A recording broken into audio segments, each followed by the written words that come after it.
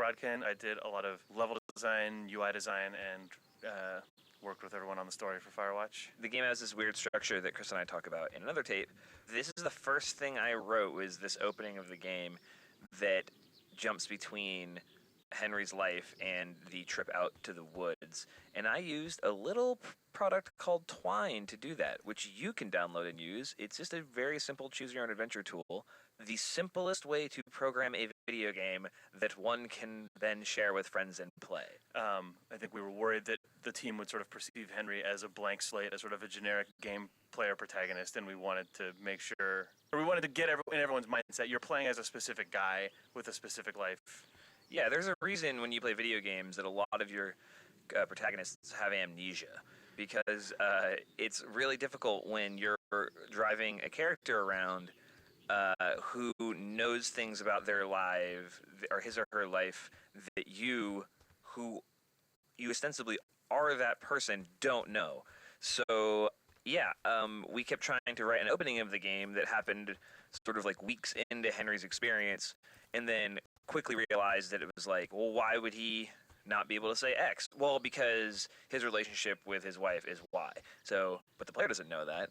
Yeah. And this was the quickest way to get everybody on board, was to just take the thing that I wrote that answered the question, I think, for Jane and you at the beginning, which was like, who is Henry? And I would write these character profiles that were really bad.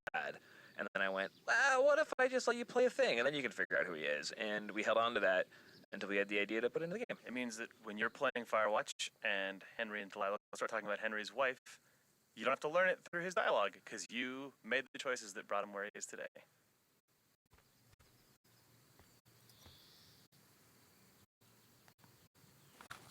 Hi, I'm Sean Vanneman. I wrote the bulk of 100% of this game. Hey, I'm Jake Rodkin. I did a lot of level design, UI design, and worked with everyone on the story for Firewatch. The game has this weird structure that Chris and I talk about in another tape. This is the first thing I wrote, was this opening of the game that jumps between Henry's life and the trip out to the woods. And I used a little product called Twine to do that, which you can download and use. It's just a very simple choose-your-own-adventure tool. The simplest way to program a video game that one can then share with friends and play. I think we were worried that the team would sort of perceive Henry as a blank slate, as sort of a generic game player protagonist, and we wanted to make sure, or we wanted to get in everyone's mindset, you're playing as a specific guy with a specific life. Yeah, there's a reason when you play video games that a lot of your protagonists have amnesia, because it's really difficult when you're driving a character around who knows things about their life, or his or her life, that you, who you ostensibly are that person, don't know. So yeah, we kept trying to write an opening of the game that happened sort of like weeks into Henry's experience, and then quickly realized that it was like, well, why would he not be able to say X? Well, because his relationship with his wife is Y. So, but the player doesn't know that. Yeah. And this was the quickest way to get everybody on board, was to just take the thing that I wrote that answered the question, I think, for Jane and you at the beginning, which was like, who is Henry? And I would write these character profiles that were really bad. And then I went, what if I just let you play a thing, and then you can figure out who he is? And we held on to that until we had the idea to put into the game. It means that when you're playing Firewatch and Henry and Delilah start talking about Henry's wife, you don't have to learn it through his dialogue, because you made the choices that brought him where he is today. Hi, it's Jake again. Hey, I'm Chris Remo. Oh, hey, Chris. Hi there. I was a game designer and the music composer on Firewatch. Nice. So you're hearing now the first piece of interactive music that went into Firewatch, the first piece of music that actually responds to what you're doing in the game? Exactly, yeah. So this is a piece of music that's divided into technically 6 parts, and what's happening is, as you're playing through this introductory sequence, when you hit certain points in the narrative, it sends a signal to Wise, which is the name of the audio middleware we're using, and then when Wise gets that signal, it waits until the next sort of musically appropriate transition point, and then when it hits that, it smoothly transitions into the next section of music, and so it creates the effect that you're just listening to one big long piece of music that just happens to be timed very nicely to your playthrough. It just happens to get sadder and sadder at the exact rate that your life gets sadder and sadder. Yeah, exactly. This was a challenging process, both because I had no idea what the music should sound like, and also because it was the first interactive piece of music in the game, so the technical sort of just how does this work was also a part of it. But as it turned out, this music was changed. I mean, Jake, you may remember this. This music changed relatively little over the course of development Yeah, in comparison to a lot of the I think other music. it started off as maybe 3 pieces and it expanded out to 5 over development. But other than that, it's one of the first things dropped in, Yeah. shipped. Get ready to hear about that a lot on this commentary.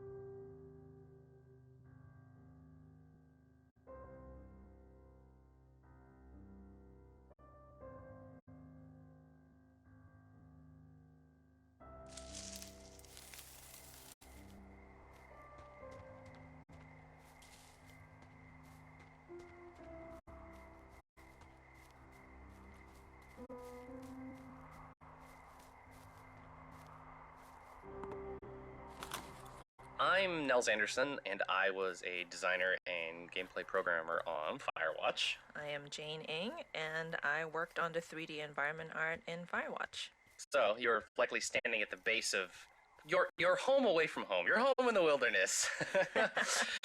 For all intents and purposes, more or less, this is basically just a real straight up tower like they existed out in the woods, right? Yeah, I think it is Portland. There's somebody in Portland who was very good about archiving a lot of blueprints about various type of fire lookouts of the state, and we got some, and that's how we started off building the Firewatch.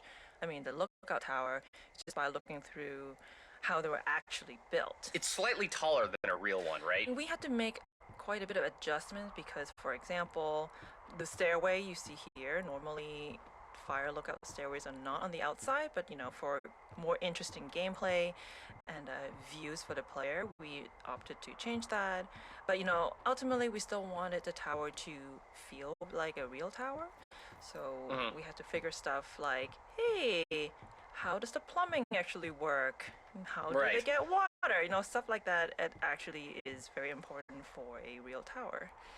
And if you go look around the base of the tower, you will actually see a big old plastic cistern.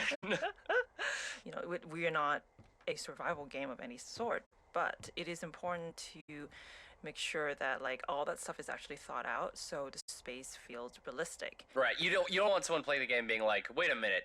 There's no how does this guy drink? How is he not dead?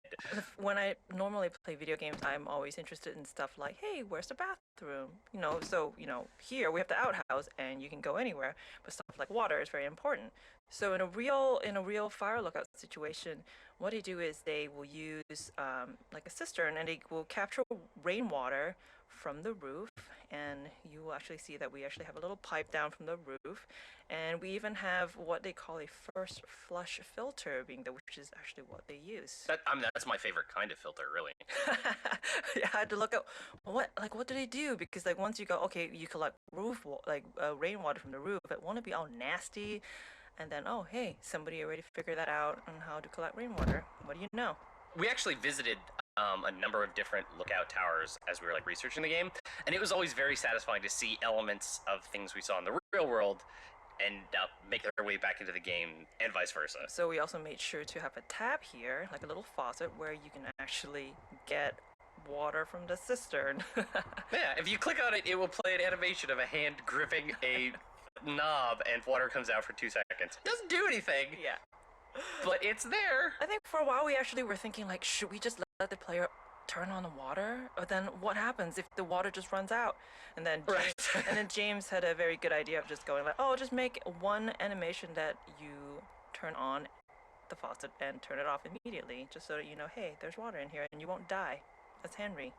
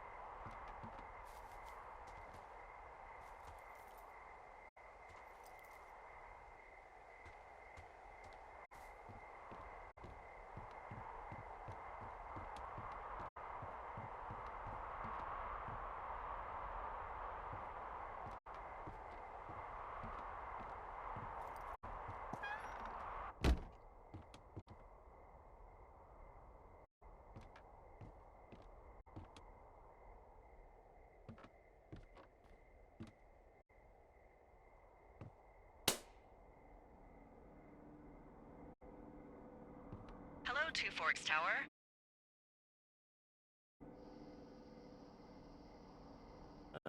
Hello? Whoever this is? It's Henry, right? So, what's wrong with you?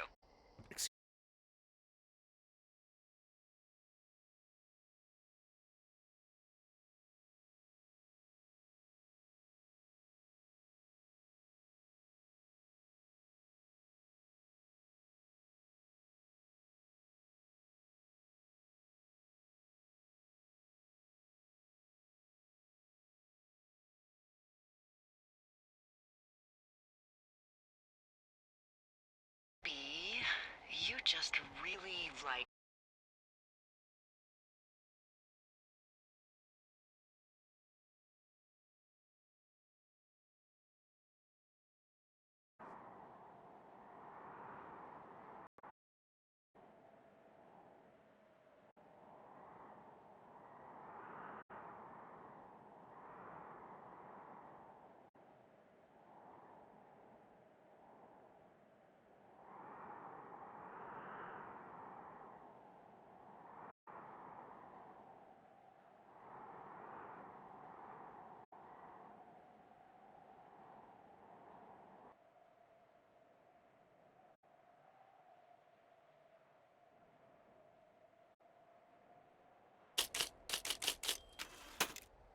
Good morning, Henry. Well, I guess good afternoon. You probably slept like a rock. Anyway, there's still a few hours of daylight to get some work in. I can see you at your desk, so call me when you're ready. Hey, sorry, guess I slept in. You got a relaxing, what, 14 hours of sleep? Woo! Yeah, Jesus, I guess it's what, 6? 6:45. Whoops. Don't worry about it. That hike puts everyone out of commission for a day or two. But now that you're up, let me quickly get you acquainted with the job. There's a thing in the middle of your room with a round map on it. Do you see it? Okay, yeah, I see it. This is the Osborne Firefinder, invented in 1914 by W.B. Osborne? You use this to spot, you guessed it, What the fuck? What is it? Nothing. You use this to... Oh, fuck me! Good God, language, lady. Out your west-facing window. Are you seeing what I'm seeing? Are those fucking fireworks?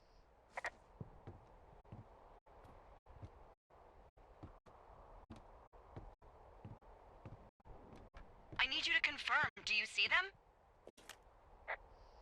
Whoa, that's not legal, right? No. You need to get down there right now and stop them. Fire danger is through the fucking roof. Is that really my job? Your job is whatever I say it is. Look, the closest ranger is like 2 days away. Go down there and set them straight.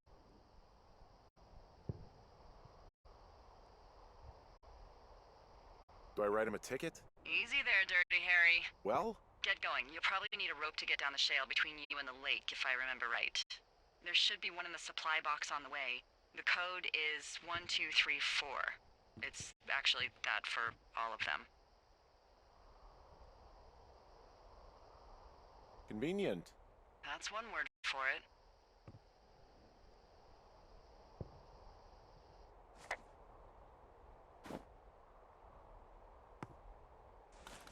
Nels, it feels like you on the team did the most sort of digging about what the real job is like, what is in the actual space, and then checked us against reality when we kind of went off the reservation. In general, I really like doing research. That's sort of a thing I've enjoyed on all the projects I've worked on. So for this, a bunch of folks on the team read this great book called Fire Season by Philip Connors, which is kind of like a memoir-ish thing from this dude who still is an active fire lookout even today. But I also just, I called up the Ministry of Forests and Natural Resources here in British Columbia and got redirected to like 3 increasingly small Ministry of Forest offices until someone just gave me literally the phone number of this cool old lady who had once been a fire lookout. So I just kind of chatted with her for like an hour and a half just about what doing the job was like. The reason why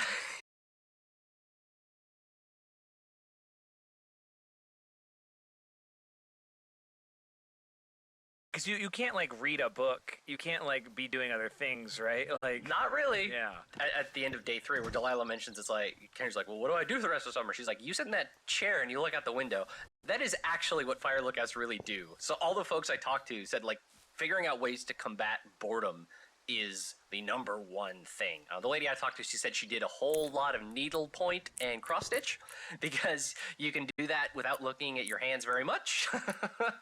Obviously, like, lookouts are also responsible for doing, maintenance on their towers. But again, it's like not maintenance because some crazy Yahoo smashed up your tower. It's maintenance like, oh, the paint is kind of flaking off. Better paint it. Or these trees have grown too tall, so I need to chop them down. Not I'm chopping down trees to form a weird log bridge.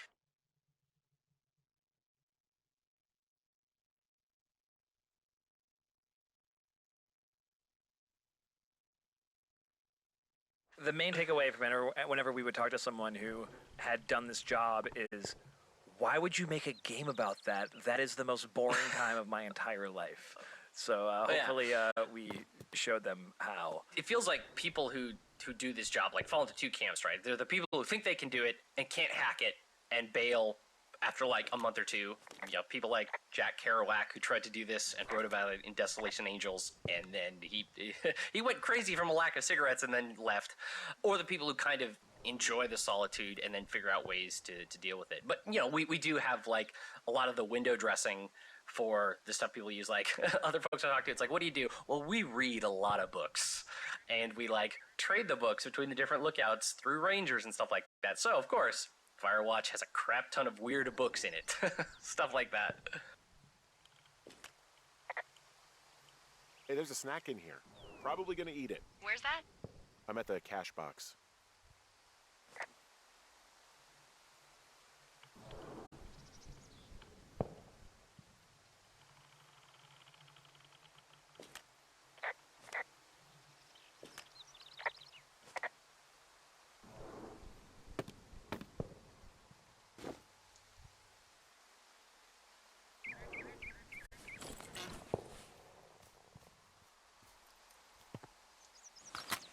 Hi there, it's Jake. And Chris again. Hey, so here we are in the cache box clearing, or at least I guess that's what we call it. There's a lot of cache boxes in Firewatch, but this was the first one that we placed into the game. For a long time, this was the cache box. It was the cache box, even though we knew we wanted to have more. This area was actually one of the first areas that we've built out to any degree that looks like a piece of the world. It was a really good proving ground for us. Like when me and Nels Anderson were grayboxing the world at the very beginning, we tried a million different things, like maybe this was on the edge of a cliff, or maybe it was a secret that you had to find. And I think it was Sean who suggested that he really wanted it to feel like a warm, sort of enclosed space, like you've stumbled onto a little glen and you want to stay there for a while, which I think makes sense because we wanted people to actually stop and poke around and have it not feel like the woods. This was an area with a lot of firsts. I remember this really ended up looking a lot like Ollie's concept art in a way I think that felt like an accomplishment when it all got built out. It was also the first audio I implemented in the entire game, I believe. The Foley on the locks and the lid? Right, exactly. Oh, this was, man, this was also, the cache box was also our proving ground for detailed object interaction with Henry animating the lock. And also, there's an end turn left that was the first time I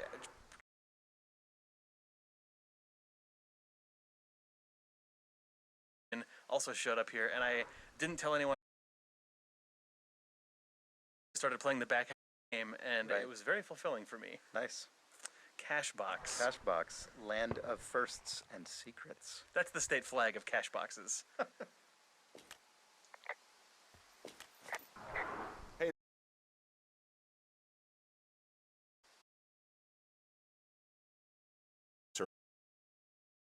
Pound grizzly bears out here. They sharpen their claws on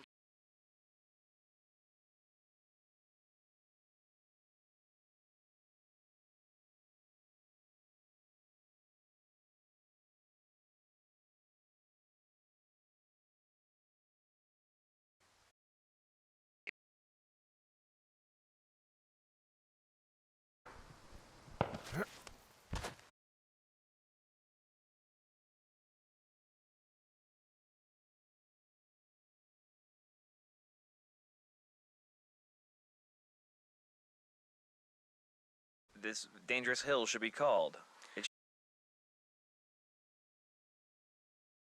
Together, well, actually, the map.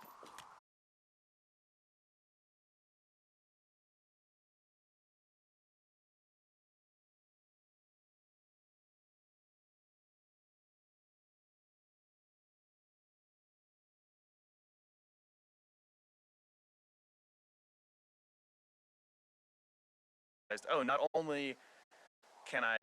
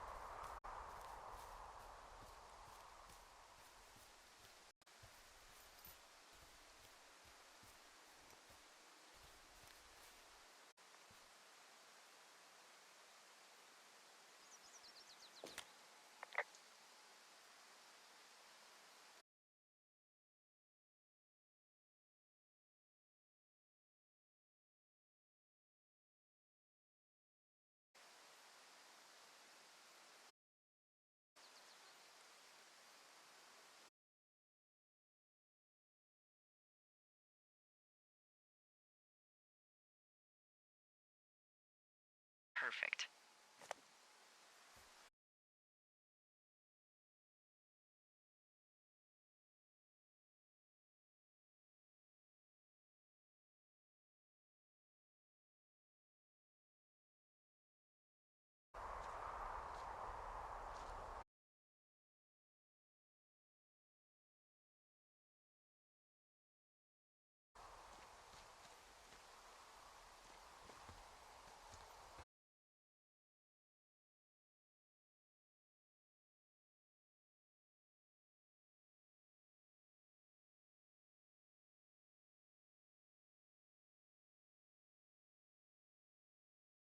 To look for our pyrotechnicians.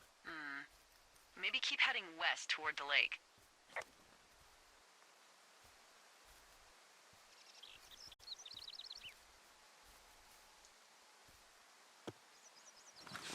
Hi, this is Ollie Moss, and I was the art director on Firewatch. I'm Jane. Hi, Jane. Let's talk about this teen Let's party talk about zone. Let's talk about the Teen Zone.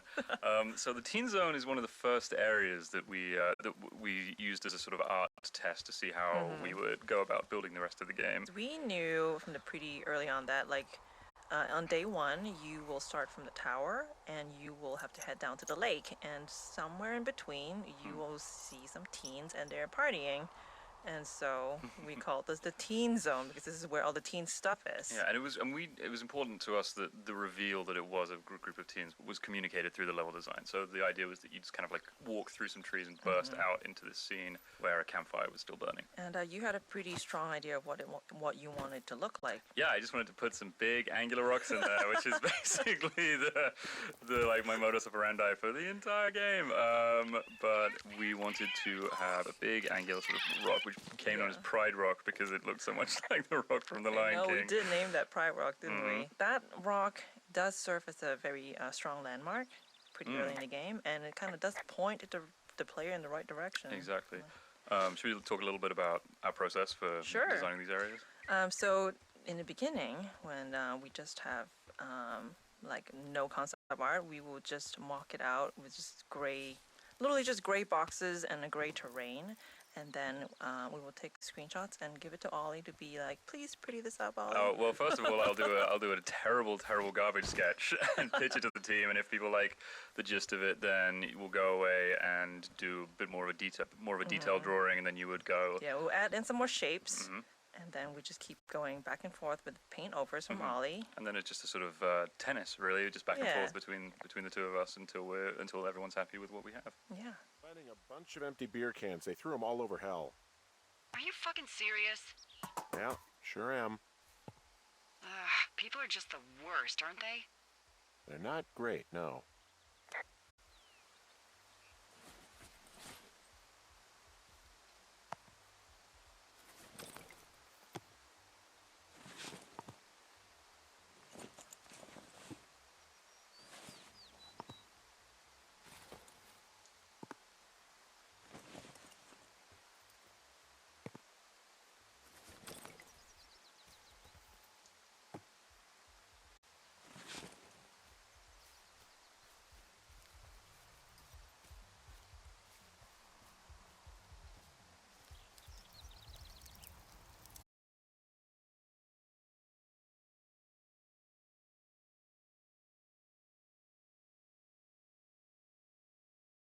Have a campfire, too. You know, but I guess that doesn't take into account just plain stupid, does What do you know? People with shitty manners drink shitty beer. What, you don't like a cold Musqua Light on a hot day? No, I do. But then again, I didn't say my manners were any good. Better than these fucking litter bugs, though, that's for sure. Found the fireworks. They didn't even try to hide them. Ugh. Well, confiscate them.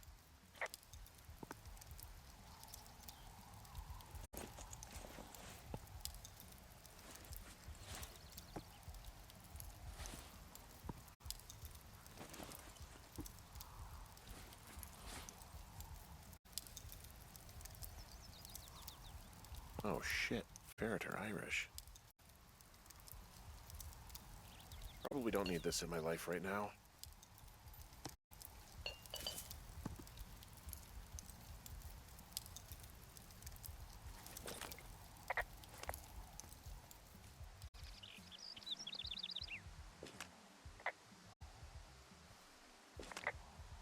Well, they left their clothes out to dry. It looks like two people. What if they're naked? Won't that be exciting? Look, they're obviously still there, so tell them off and then head back. I found a bra. A nudie pyromaniac. Remain professional.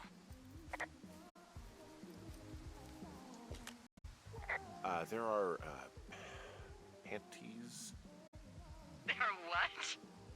I don't want to say that word again. Why, 'cause you're 12?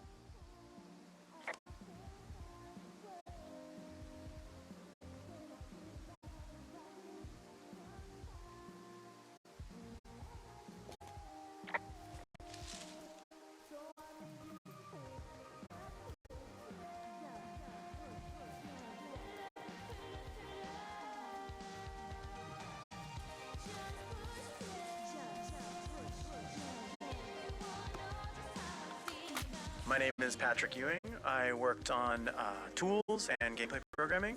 The teens, Patrick. Let's open some old wounds here.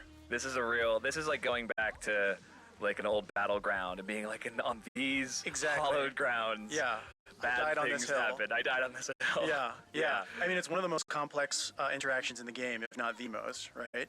Yeah. And it was in the game from the very first vertical slice we did, and then I think we kind of added to it as we played through it and saw like, oh, we should be able to throw the boombox in the lake, obviously, right? Okay, the teens need to react to the boombox being in the lake. Oh, but then they should also react to you putting it down. What you should do if you're making a video game is build relatively ironclad, predictable AI and systems that react to inputs. But instead, we built a series of relatively flimsy state machines, and we're able to create the scene as designed. And Patrick was sort of the shepherd of this scene. So whenever anything would break, if you were to throw the boombox and the teens were not to respond, or you leave with the boombox and they would talk about something else. It was Patrick's job to ferret into the Right. state machine and Right. figure out what was going on. Yeah, and I'm happy with how it turned out. There are so many different ways that this scene can play out now, depending on what you choose to do. Do you throw the fireworks at them? Do you talk to them and then start messing up their stuff and throwing it in? And it ends up being pretty like believable. They feel like real characters. It's just such a crazy spaghetti code in the back end that I'm always terrified when I see someone play through it, that there's some interaction that we didn't think about. Right now, the player is interacting with the teens in a way that is completely not by the book. And I mean, luckily we beads of haven't. sweat are building on your brow. Yeah, I think it's just a PTSD response at this point. We would see the bug reports if this was actually still breakable. Yeah.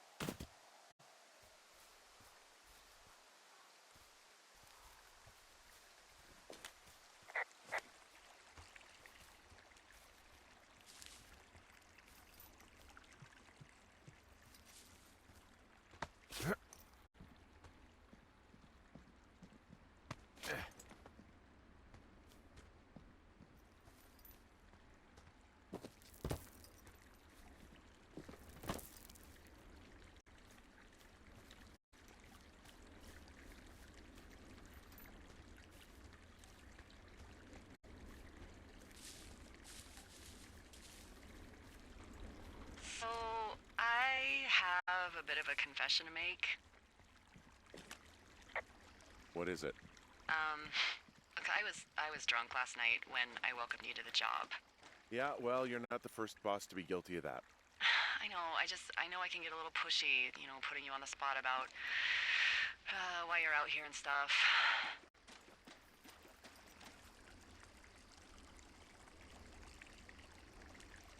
It's fine. I'll keep that sort of a thing to a minimum. Anyway, let me know when you get back to your lookout.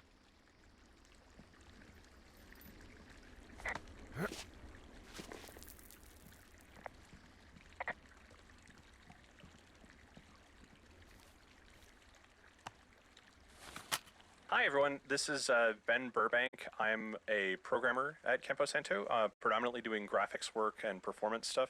And I'm here with Jane. Hi, I'm back. And we're going to talk a little bit about, in general, how the world sort of streams in. This is a big open world game. There are, like, what, tens of thousands of trees somewhere in there? Yeah, and we have how many chunks of the world that we stream in and out? There I are don't 100 remember. plus. Yeah, I think over 120. One of the big challenges with that was we have to remove parts of it when you're not looking at it, because video game consoles and computers don't like to draw things that aren't seen. Especially not a lot of trees. Yeah, it's a lot of work for that little graphics card to do to try and draw all those that big forest. So the canyon's one of the spots where we have like obvious occlusion where you can't see most of the world. So we unload like the tower hub. The tower that you see in the canyon is fake. It's a small fake version. Yeah. Which is a common trick. Yeah, so it's like a very low cost version of what it would actually be there. One of the biggest challenges for Jane and people building the levels was figuring out line of sight. So how far can you see? Like if you have a point where you can see entirely across the map, we had to be very careful about what is actually loaded and what's actually drawing. Yeah, so even though the canyon is pretty much a straight corridor, we had to put in some kinks in there. So, like right sort of in the middle, there's a little area where you have to go around a rock. This is so that we could make sure you won't be looking at the lake when we basically delete it out of the world. Yeah. The game also, it's sort of non-linear. Like there's a linear story going on, but there's the ability for the player to just go backwards. So we also had to keep in mind like reverse line of sight and things like that, which is a little different than a traditional action game or something. Yeah, it's kind of like a little puzzle game almost to figure out when we stream in and out things. So hopefully you don't notice any of it, because if you do, that's actually us not doing a great job. You probably will notice it though sometimes. I'm sorry about that.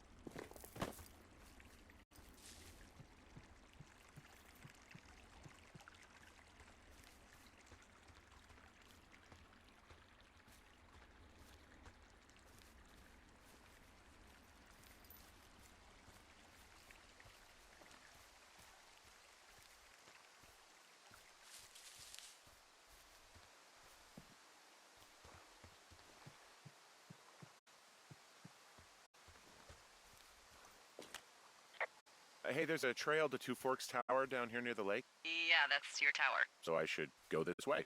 Well, you're not climbing back up that slide.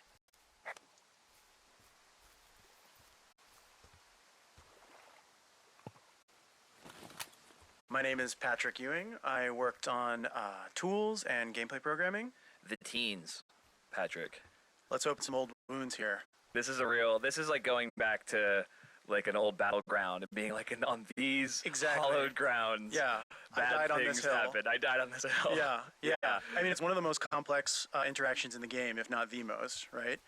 Yeah. And it was in the game from the very first vertical slice we did, and then I think we kind of added to it as we played through it and saw like, oh, we should be able to throw the boombox in the lake, obviously, right? Okay, the teens need to react to the boombox being in the lake. Oh, but then they should also react to you putting it down. What you should do if you're making a video game is build relatively ironclad, predictable AI and systems that react to inputs. But instead, we built a series of relatively flimsy state machines that were like, if this, but not when, and also if. Right. And we're able to create the scene as designed. And Patrick was sort of the shepherd of this scene.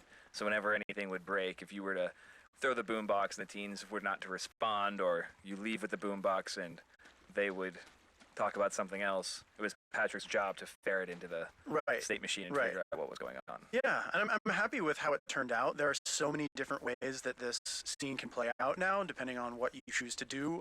Do you throw the fireworks at them? Do you talk to them and then start messing up their stuff and throwing it in? And it ends up being pretty like believable. They feel like real characters. It's just such a crazy spaghetti code in the back end that I'm always terrified when I see someone play through it. That there's some interaction that we didn't think about. Right Yeah. now, the player is interacting with the teens in a way that is completely not by the book. And I mean, luckily the we beads of haven't. sweat are building on your brow. Yeah, I think it's just a PTSD response at this point. We would see the bug reports if this was actually still breakable. Yeah.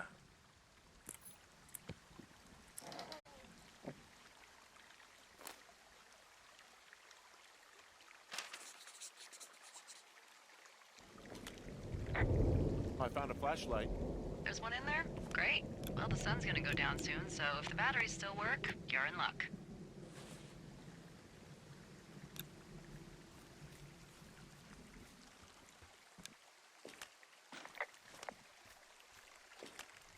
What's in this cave down here? In Thunder Canyon? Thunder Canyon? Hey, I didn't name it.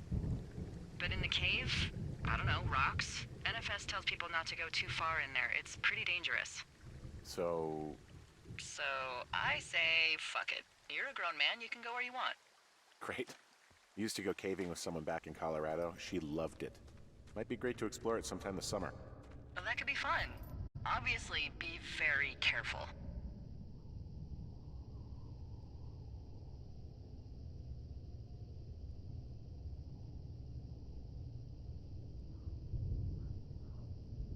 It looks like the path leads through the cave. Back in the cave, huh? Man, I don't need to lose another lookout in there. Another lookout? They go in, they never come out. This cave is gated off. It's to stop spelunkers from dying without getting the keys from the Forest Service office first. Makes sense. Although Debbie says she lost them like 3 years ago, so maybe its mysteries are locked away for good. Ah, damn. Yeah, but maybe you can find another one to get your caving kicks in. Hello? Oh!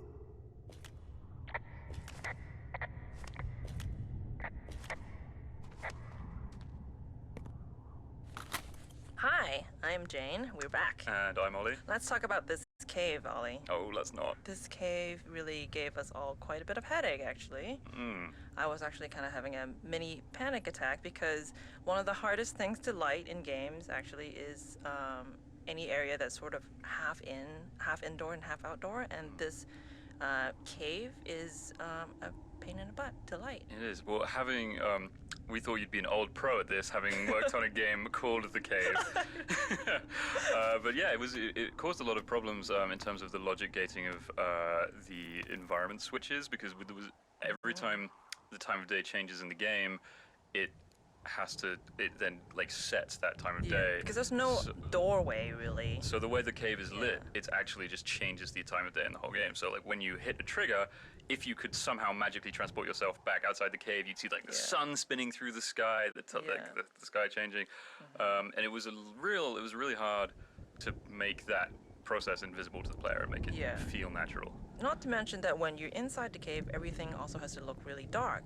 And we use a method called image-based lighting throughout the game. And that basically means that all the objects, like all the trees and rocks, just look out to the sky to see what their lighting should be. And so in the cave, we actually had to do sort of like a fake sky for anything inside that is just pure black. So the lighting inside would be appropriately dark. But still navigatable to a player without the flashlight. Exactly, and also to be able to have a smooth transition when you're going from the brightly lit outside to the really dark inside and coming back out again, and having all the appropriate logic for the time of day, like Ollie said, it was just a real pain in the butt. There's some guy out here. Some guy? Wait, he's looking at you? Is he doing anything else? I don't think so. Henry, there's something someone should have told you about this area. What is it? It's outside. Come on. The whole thing. And people come and go as they please. It's madness. Yeah, okay. I get it. Look, bumping into someone in the middle of nowhere is part of the fun.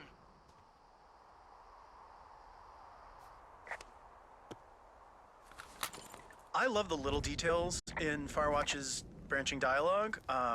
There are a lot of very subtle, hard-to-notice things that Sean put in while writing it that you really couldn't notice without multiple playthroughs, but they add up to this feeling that you're talking to real people who, just like real people, kind of echo back things you said earlier, who continue in jokes that have been established, et cetera, et cetera.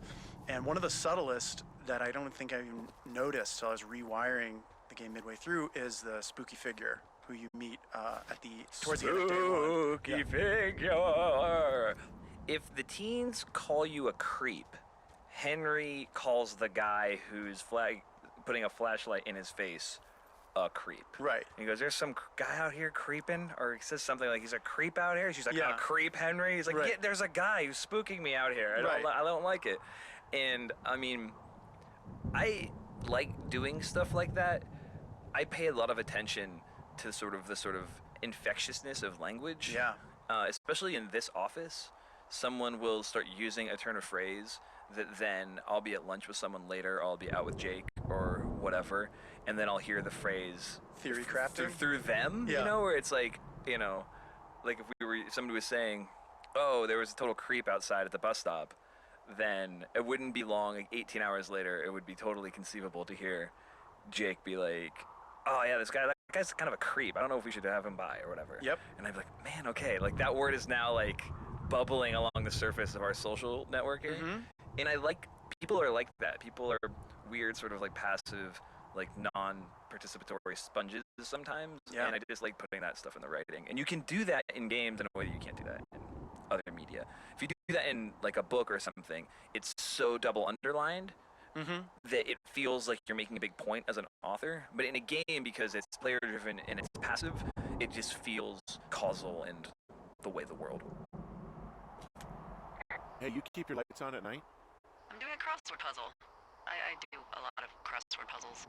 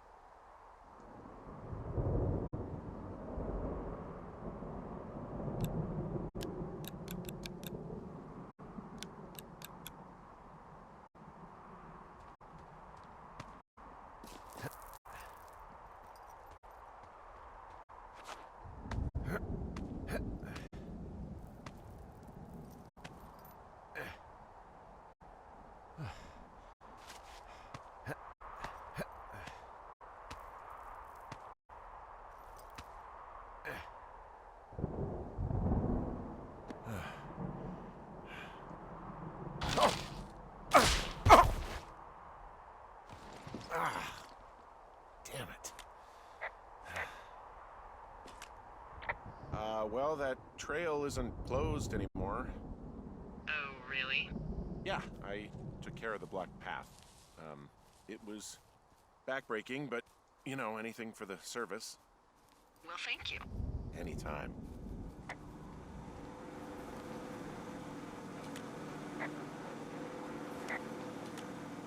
Ah!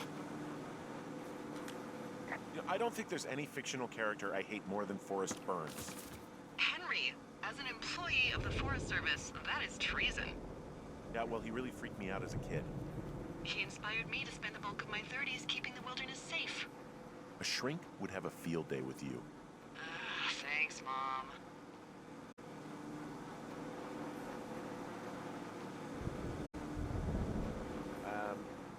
So it's just the outhouse then, in terms of going to the bathroom? You're a man, Henry. You can go wherever you want. Well, number one at least. And, full disclosure, I pee wherever I want as well.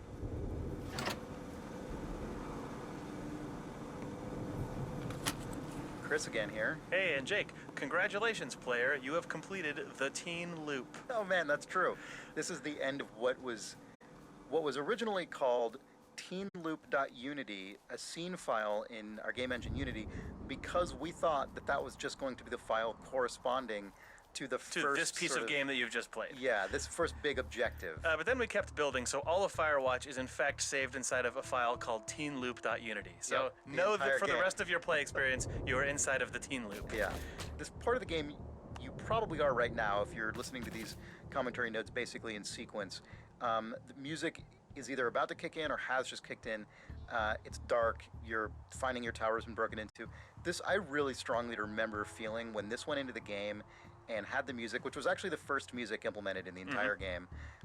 All this stuff together felt to me like the first real moment of assertive tension in the game, and it felt really crazy. Yeah, because we had our environment system working for the first time, so the sky turned to nighttime, Yep. and our world logic allowed the tower to switch into its broken into state just when you were off in the world for the first time. And then when that music finally came in, we're like, oh, wow, okay, this is a world that's alive and can be tense and cinematic.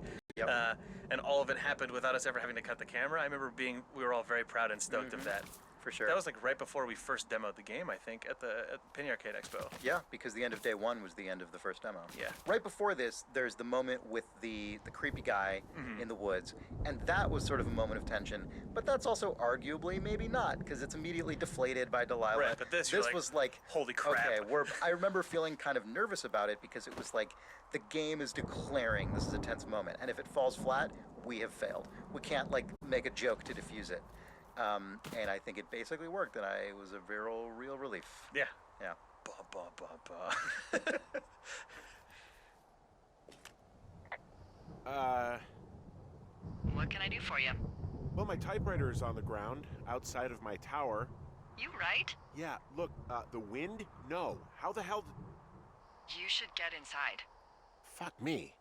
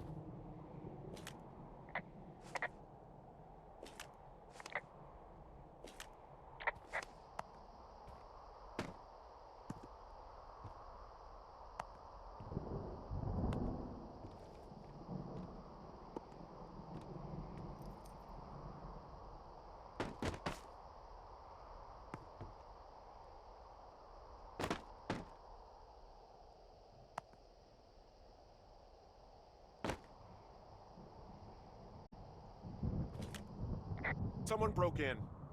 They what? They wrecked the place. Threw my typewriter out the window. Motherfucker! Holy shit. I'll let the Forest Service know what happened.